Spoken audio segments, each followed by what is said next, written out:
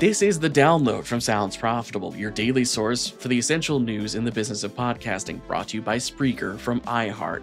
I'm Gavin Gaddis.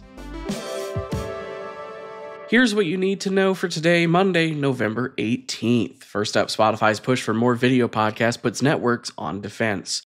As announced last week, Spotify has ramped up their focus on video content with a new monetization path and partnership program. Starting in January, Spotify Premium users in the US, UK, Australia, and Canada will no longer encounter dynamic ads on video podcasts, with monetization changing to paying those podcasts based on watch time rather than ad impressions. One potential outcome of this YouTube-style watch time focus is content that's traditionally more difficult to sell ads on. For example, political conversation podcasts and hard news content will be able to generate profit off of direct audience engagement rather than solely relying on ads. Next up, Facebook is changing its primary metric to views. In an effort to bring Facebook video more in line with Instagram metrics, Meta has announced Facebook is pivoting to views as the core metric on videos, photos, text posts, and anything someone can post to the platform. For the real functionality specifically, Facebook will count a view as how many times the video is played.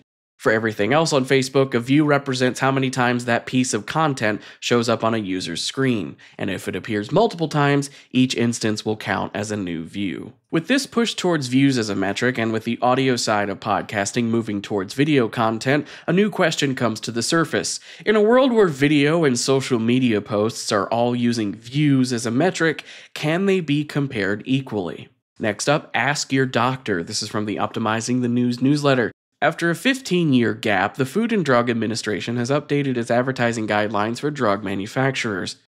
The new rule requires TV and radio ads to present major side effects of drugs in a, quote, clear and conspicuous and neutral manner, end quote. Anticipating this change, many pharma advertisements have adhered to this idea for years already. An open loophole in the FDA's authority over pharma ads is social media and influencers and telehealth companies, as none of them produce the drugs and thus aren't beholden to FDA requirements for drug producers.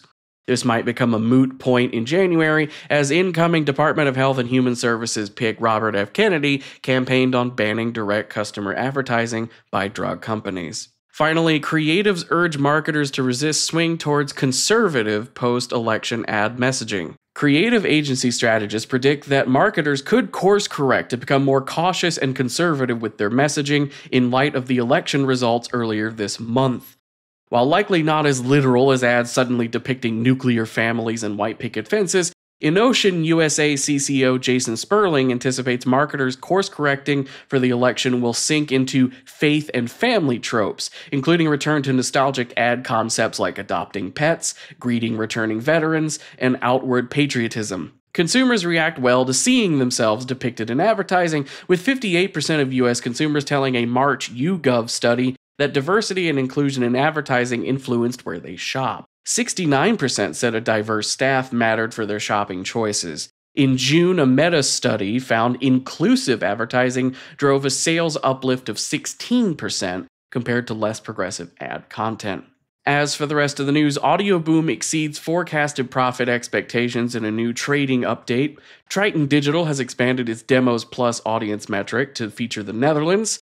Ad Results Media has hired Craig Stein as their new SVP of Media Planning. Celebrity podcaster and venerated talk show host Conan O'Brien will host the 2025 Oscars. Adweek has joined the growing list of major publications discussing podcasting's role in the 2024 election. Be sure to check out the links to every article mentioned right in your podcast listening app or at soundsprofitable.com, where you can also subscribe to the newsletter version. The Download is written and produced by Newton Shadalkati, Brian Barletta, Tom Webster, and myself. This episode is hosted on Spreaker. For Sounds Profitable, I'm Gavin Gaddis. Download us again tomorrow.